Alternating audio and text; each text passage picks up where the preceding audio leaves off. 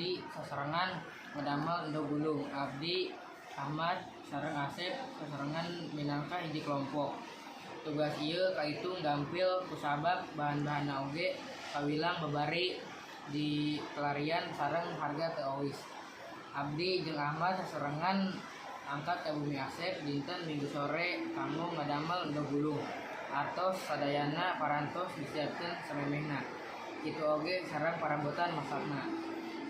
Tepati ngandelkeun lami, Ahmad jeung Asep angkat ngeser bahan-bahan ka warung.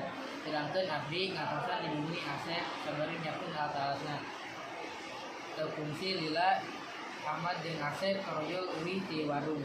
Hai buru, urang geura langsung bae ngadamel endog gulung di sakabeu magrib. Ceuk Abdi make nada nu rada tegas. Singkat cerita, endog dadar ditambah bumbu-bumbu di tempat sejenak atau di Abdi dadar endog.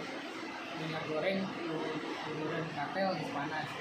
Geus kitu mah langsung bae eta endog dadar teh diasupkeun kana katel tuluy. Digulung-gulung make kai samodel sate. Jadi Ahmad surang lantaran endog gulung jeung mainan jadi.